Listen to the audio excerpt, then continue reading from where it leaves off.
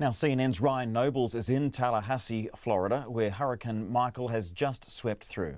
You know, Alex, there's no other way to put this. This might be the most devastating storm that's ever hit this region of the United States. I think that there's going to take some time to piece through just how much of the impact really is going to cost. And, you know, at this point, there have been no reports of any fatalities, but that's because the storm has literally just blown through, and we may not know exactly just how big the cost is until responders can get in there and check things out.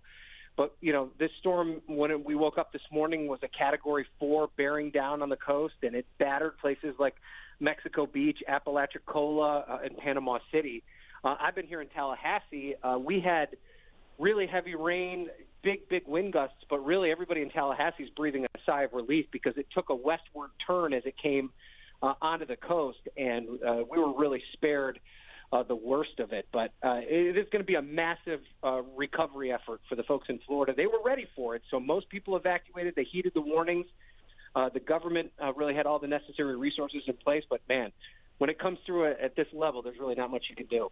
That's right, and even though people take precautions, we've had news reports in the last few days seeing people boarding up their homes, but really I've seen some before and after photos, and some homes, even two-story ones, are just not there at all. They're completely gone.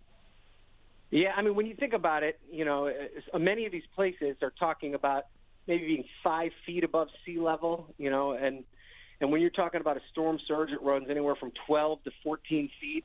You do the math, you know, that's just all-encompassing and enveloping. And then you add into that 140-mile-an-hour winds and unrelenting rains. And these structures, you know, and many, like Mexico Beach in particular, which seems to be the place we're all zeroing in on that has gotten the brunt of the damage, that's not a place that's built to withstand these kind of storms. It's a fishing village. It's a seasonal place where people from the north come down and vacation.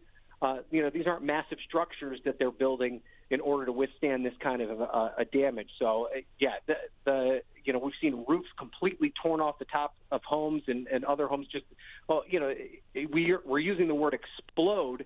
That's not necessarily the correct term, but that's the way it looks when you get a big gust of wind coupled with a big crush of water, and basically a house just collapses in front of you. It's absolutely incredible. Yeah, now you were saying earlier that this is a stronger storm to hit that area. Of course, we immediately go back to Hurricane Katrina, which didn't hit too far away. It's just around the coast there in New Orleans. And what we all remember, of course, is not just the initial devastation, but everything that happened in the days, weeks and months afterwards. I mean, what are people there right now facing? As I suppose many of them will be homeless, but what are the more pressing needs, and what are the circumstances of people there right now? Well, there's two big things to keep in mind when you compare this storm to Katrina. The first is that Katrina hit an area with a much greater concentration of population, right? It was a direct hit on New Orleans, which is a major American city. Tallahassee, where I am, is the biggest population center. It's a good 40 miles off the coast. Doesn't have to deal with the flooding and the storm surge, so that's the first thing. The second thing about Katrina was it was a rainmaker that just kind of parked itself over top New Orleans and just dumped unrelenting rain for a long time. And, you know, initially the thought was that Katrina wasn't as bad as it was, but then that's when the flooding started, and that's where the real problems existed.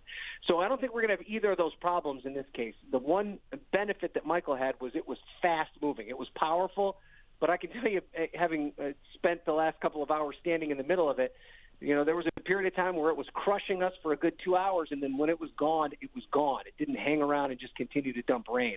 So I think, you know, to answer your question, probably the biggest thing that people are going to be worried about is how it impacted their homes.